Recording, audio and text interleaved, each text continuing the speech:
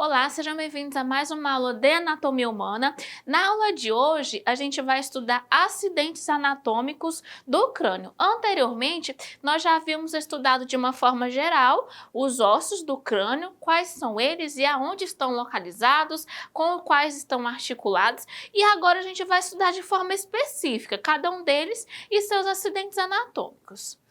Então, o esqueleto humano é dividido em axial e apendicular, sendo que em amarelo a gente tem o esqueleto axial e em branco o esqueleto apendicular. O crânio faz parte do esqueleto axial. O crânio ele vai ser dividido em neurocrânio e viscerocrânio. O neurocrânio são os ossos do crânio que compõem a calota craniana e o viscerocrânio são os ossos aqui da face. Primeiro osso vai ser o osso frontal. Os principais acidentes anatômicos dele é tuber frontal, que é essa parte bem central aqui do osso, que é da nossa testa. A gente tem a glabela.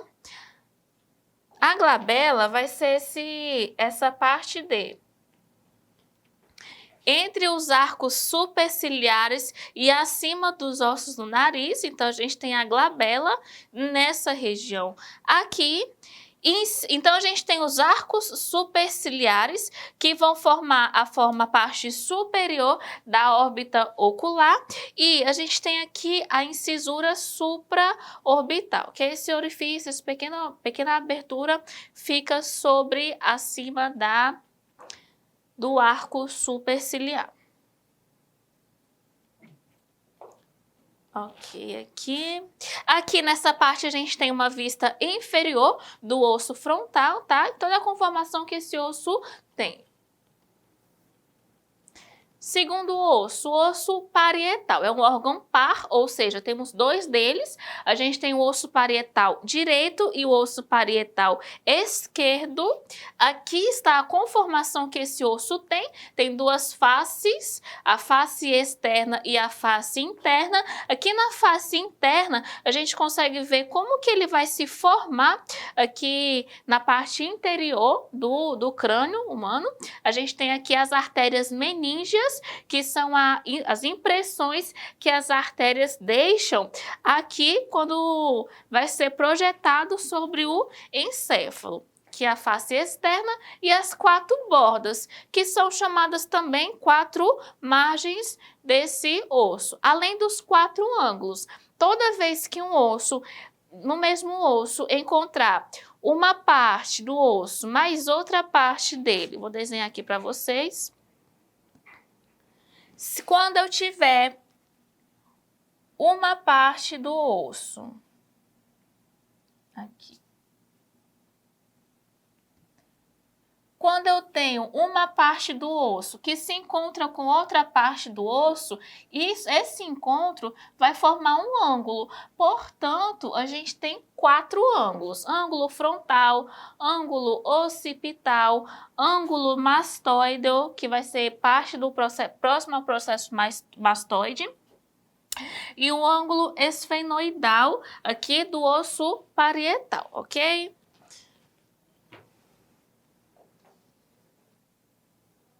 Osso occipital. O osso occipital, ele vai ser o osso formado pela parte posterior, tá? Ele vai formar a vista posterior e por ele vai passar o forame magno.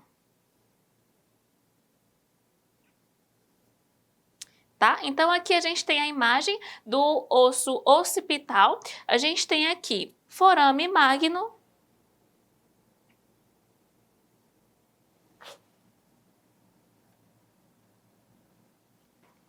A gente tem essa grande abertura que vai ser o forame magno. Ele recebe esse nome por forame magno. Magno significa maior, majestoso, o mais importante. Portanto, esse nome, forame magno, que vai passar um órgão importantíssimo do corpo humano, que é a medula espinhal. Um dos mais importantes do corpo humano por completo. Portanto, o nome forame magno vai ser o mais importante forame de todo o crânio humano. Forame magno. A gente tem também acidentes anatômicos, protuberância, então vai ser essa projeção occipital externa e a gente tem a protuberância occipital, porque está na vista interna. Então, protuberância occipital interna. Então, esses são os três principais acidentes anatômicos do osso occipital. O osso esfenoide vai ser um osso de fundamental importância no crânio, porque ele é um osso grande, ele vai servir de suporte, de base para todo o encéfalo, então ele vai segurar o encéfalo e ele tem essa conformação, ele parece uma borboleta com as suas duas asas abertas. Portanto, como acidentes anatômicos dessa borboleta, a gente tem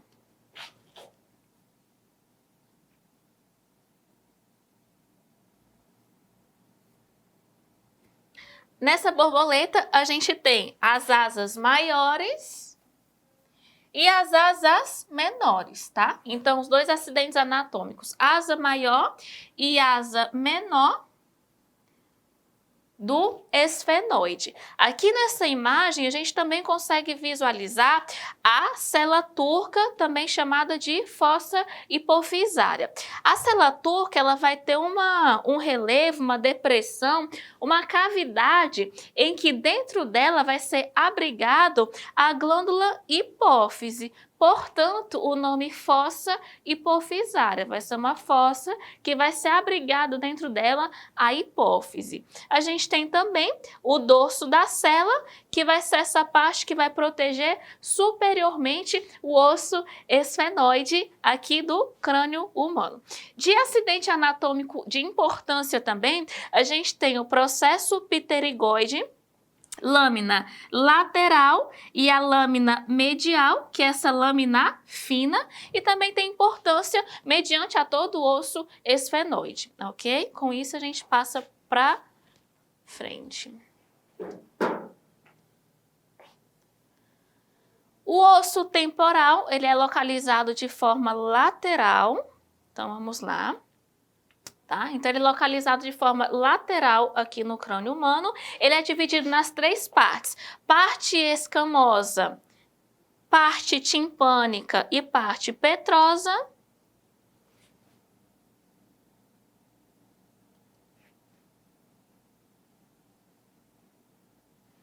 Vamos lá, que eu vou conseguir mexer com essa peça aqui.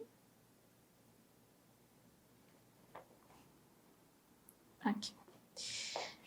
Então, o osso temporal, ele vai ter as três partes dele. Quais são? Parte petrosa, parte timpânica. Só um minutinho.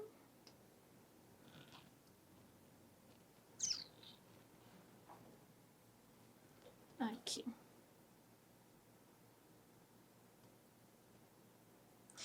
Então, o osso temporal, ele vai ter essas três regiões do osso: parte escamosa, parte petrosa e parte timpânica. E principais acidentes anatômicos da parte escamosa, a gente tem o processo zigomático. Aqui na parte petrosa, a gente tem o processo mastoide.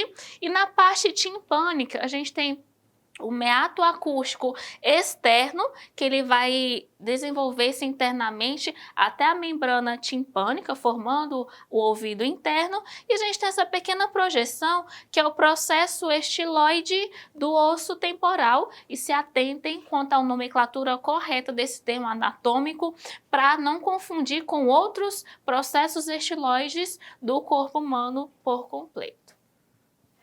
O osso etimoide é um pequeno osso que ele forma localizado à altura da cavidade nasal, bem internamente. A gente consegue vê-lo pouco, tá? A visualização dele é melhor, há uma dissecação do crânio mais elaborada. A gente consegue visualizar melhor a crista etimoidal dele, tá? É um dos poucos acidentes anatômicos que localiza esse osso nas principais peças.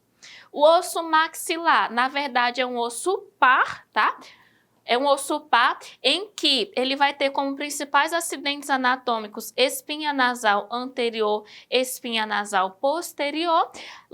Então, o osso maxilar é esse que forma o teto, ele vai dar base para a arcada dentária superior. Logo atrás dele, a gente tem aqui em azul o osso palatino, e no osso palatino a gente tem a espinha nasal posterior. Além da sutura palatina transversalmente ou horizontalmente ao osso.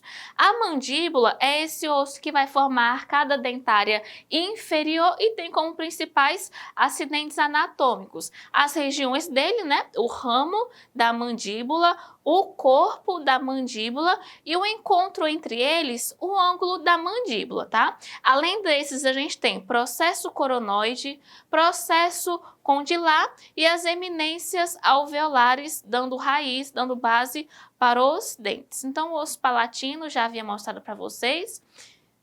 Ossos nasais são um osso par, que a gente considera também em alguns livros como um único osso, chamado osso nasal. Aqui na imagem está em laranja. Aqui uma localização da órbita ocular e todos os ossos que vão formar ela. Com isso, a gente finaliza aqui todos os ossos do crânio e face. Obrigada pela participação.